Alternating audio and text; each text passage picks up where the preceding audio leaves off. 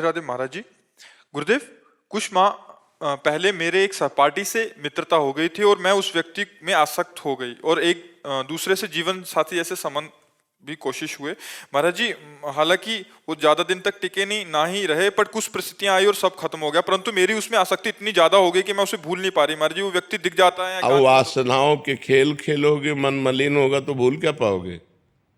अरे धिक्कार है ऐसे जीवन को कि जो मनुष्य जीवन मिलने पर भगवान के लिए बात नहीं आई कि मैं भगवान को भूल नहीं पाती हूँ। ये जीवन का तो लाभ होना चाहिए। इन नाशवान शरीरों में आसक्ति करके, इंद्रियजन्य सुखों में भोग सुख का अनुभव करके मैं उनको भूल नहीं पाती, तो धिक्कार तुम्हारी बुद्धि को। अपने जीवन को पतित करके, भ्रष्ट करके बुद्धि को मनुष्य में आसक्त कर लिया, यही तो नरक जाने का रास्ता है। और कौन सा रास्ता है? जीवन साथी चुनना है तो एक बार चुन लिया और आजीवन उसका निर्वाह किया तो जीवन साथी है। तो व्यभिचार प्रवृत्ति हुई, आज इससे, कल उससे, परसों उससे, नरसों उससे। जिसे आजकल लोग कह रहे हैं ब्रेकअप, बॉयफ्रेंड गर्लफ्रेंड, ब्रेकअप, फिर बॉयफ्रेंड, फिर ब्रेकअप, फिर तीसरा बॉयफ्रेंड। ये क्या है? क्या आज शासन नहीं है ना? न माता पिता का शासन है, न समाज का शासन है, न शास्त्र का शासन, न भगवान का शासन, कोई स्वीकार नहीं है ना। इसलिए मनमानी आचरण होते हैं। मनमानी आचरण करने का अधिकार किसने दिया तुमको? या एक बार पाणी ग्रहण किया तो आजीवन निर्वाह किया? अपने पर शासन नहीं, अपने धर्म को नहीं जानती हो, शरीर का बार बार अपवित्र होना, ये क्या है?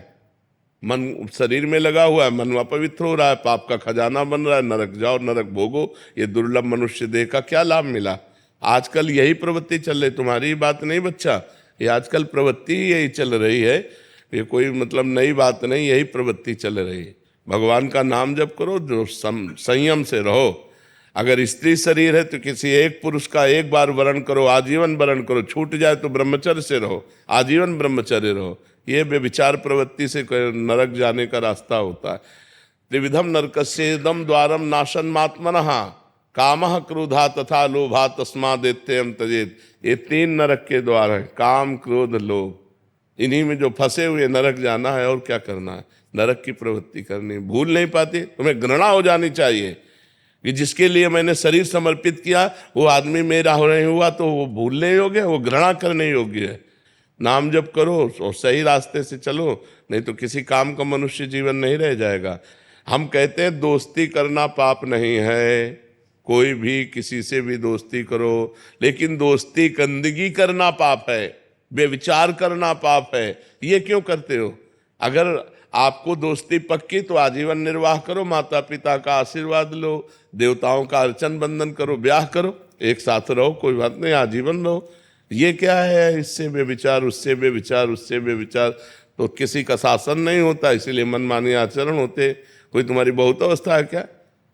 ये मनमानी आचरणों से क्या होगा? अपने जीवन को खोखला करके नरक जाओ, नरक का रास्ता पुष्ट करो। इसलिए बच्चा सावधान, नाम जप करो और सावधान रहो और भगवान का आश्रय लेकर के धर्म पूर्वक जीवन व्यतीत करो। मनुष्य जीवन ये दिव्य मिला है, इससे भगवान की दिव्यता प्राप्त करो। अब हम कहते हैं ठीक है गृहस्थ में जाना है, गृहस्थ में जाइए, लेकिन किसी एक पुरुष का ऐसा वर्णन करो। देखो आजकल मनमानी चल रहा है। माता पिता वर खोजते थे, पंडितों से विचार किया जाता था, बड़े धर्म पूर्वक देवी देवताओं की आराधना करके ब्याह होते थे, आजीवन निर्वाह होता था। हमने कभी नहीं सुना डिवोर्स, गांव में कभी डिवोर्स नहीं सुना हमने।